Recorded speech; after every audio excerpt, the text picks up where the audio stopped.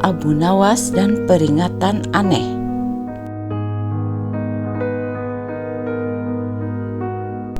Suatu hari, Abu Nawas dipanggil Baginda Raja. "Abu Nawas," kata Baginda Raja Harun al-Rasyid memulai pembicaraan. "Daulat Paduka yang mulia," jawab Abu Nawas penuh takzim.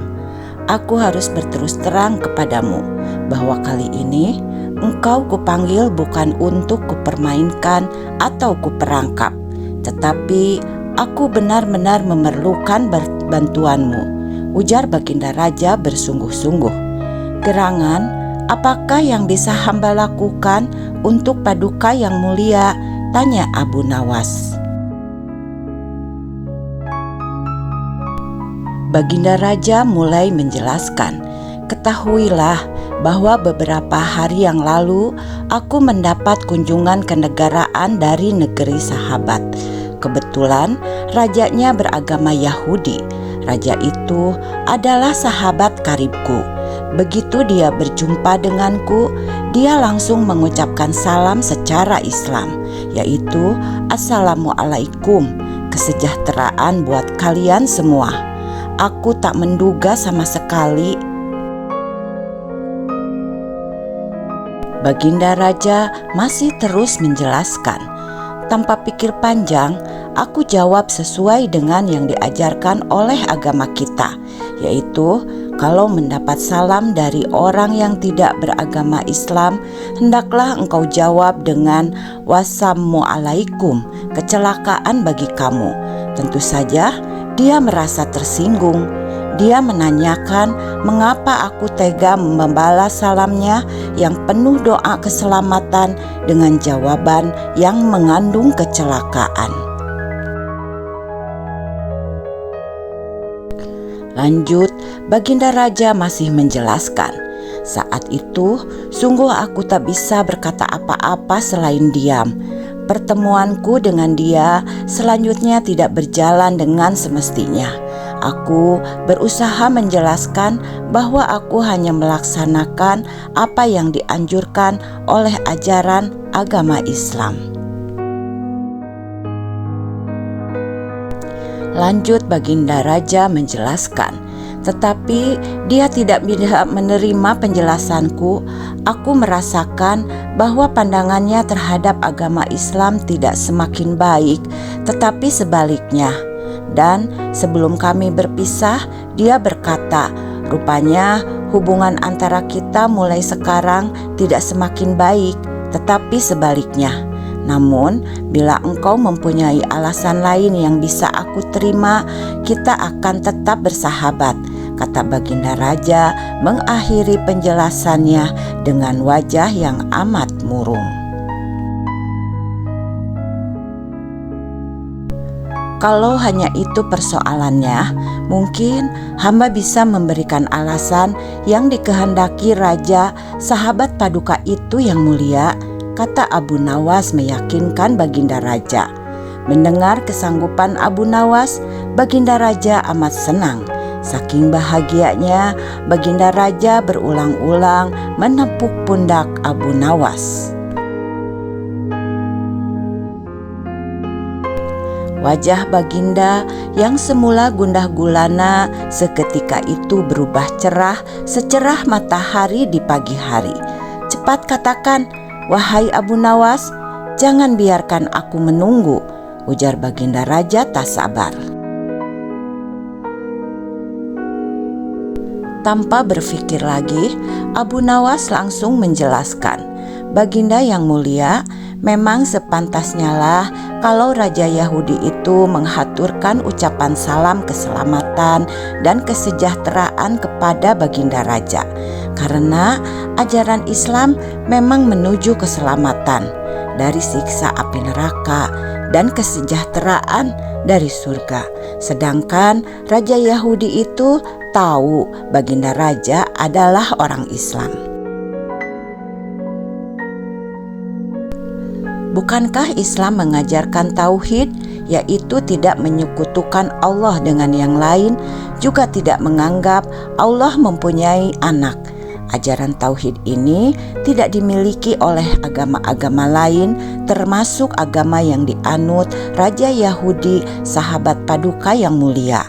Ajaran agama Yahudi menganggap Uzair adalah anak Allah, seperti orang Nasrani beranggapan Isa anak Allah.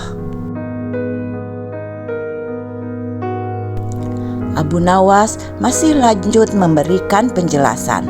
Maha suci Allah dari segala sangkaan mereka. Tidak pantas Allah mempunyai anak. Sedangkan orang Islam membalas salam dengan ucapan wassalamualaikum, kecelakaan bagi kamu. Bukan berarti kami mendoakan kamu agar celaka, tetapi semata-mata karena ketulusan dan kejujuran ajaran Islam yang masih bersedia memperingatkan orang lain atas kecelakaan yang akan menimpa mereka bila mereka tetap berpegang teguh pada keyakinan yang keliru itu, yaitu tuduhan mereka bahwa Allah yang Maha Pengasih mempunyai anak. Abu Nawas mengakhiri penjelasannya. Seketika itu, kegundahan Baginda Raja sirna.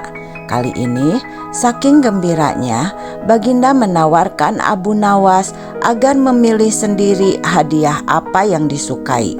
Akan tetapi, Abu Nawas tidak memilih apa-apa karena ia berkeyakinan bahwa tak selayaknya ia menerima upah dari ilmu agama yang ia sampaikan.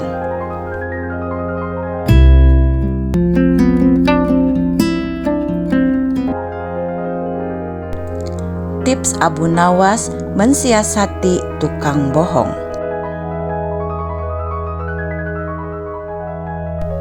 Kawan-kawan Abu Nawas merencanakan akan mengadakan perjalanan wisata ke hutan. Tetapi tanpa keikutsertaan Abu Nawas, perjalanan akan terasa memenatkan dan membosankan. Sehingga mereka beramai-ramai pergi ke rumah Abu Nawas untuk mengajaknya ikut serta.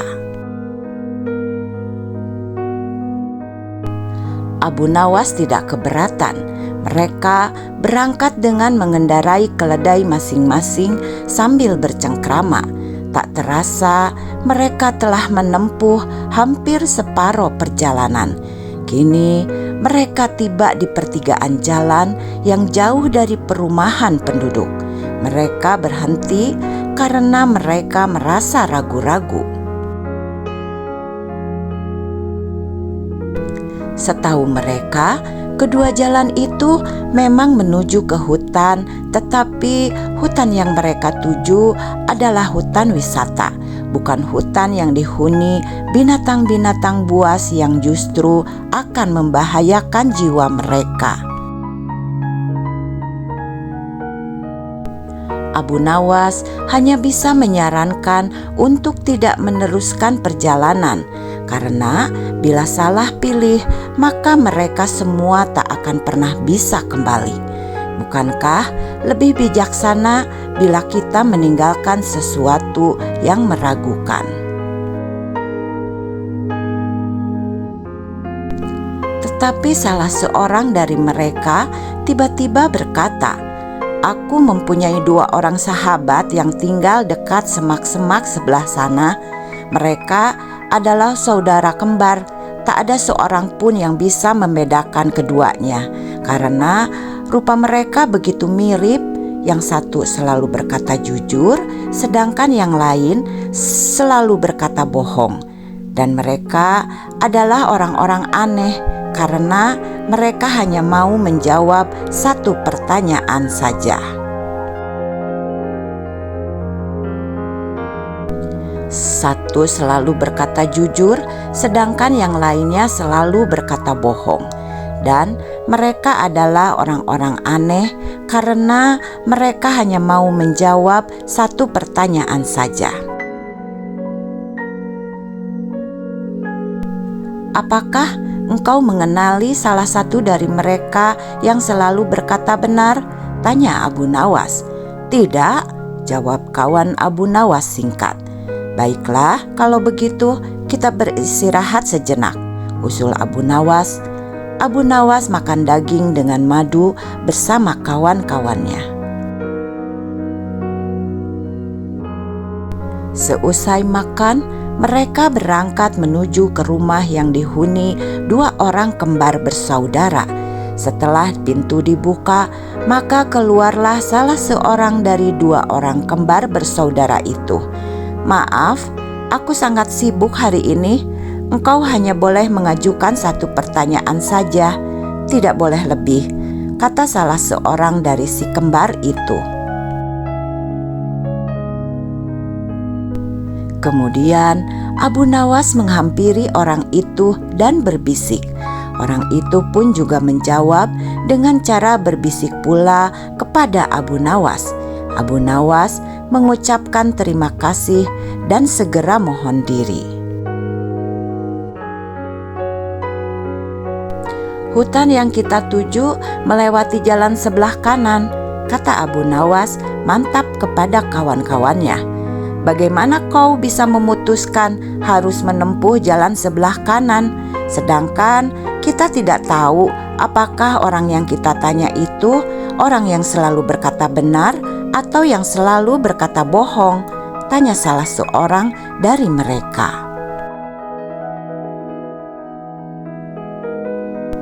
Lalu Abu Nawas berkata, karena orang yang kutanya menunjukkan jalan yang sebelah kiri, karena kelihatannya teman-teman Abu Nawas masih belum mengerti juga. Maka Abu Nawas mencoba untuk menjelaskan. Tadi aku bertanya, apa yang akan dikatakan saudaramu bila aku bertanya jalan mana yang menuju hutan yang indah? Bila jalan yang benar itu adalah sebelah kanan, dan bila orang yang kita tanya itu kebetulan yang selalu berkata benar, maka ia akan menjawab jalan sebelah kiri, karena ia tahu saudara kembarnya akan mengatakan jalan sebelah kiri, sebab saudara kembarnya selalu berbohong. Bila orang itu kebetulan yang selalu berkata bohong, maka ia akan menjawab jalan sebelah kiri, karena ia tahu saudara kembarnya akan mengatakan jalan sebelah kanan, sebab saudara kembarnya selalu berkata benar.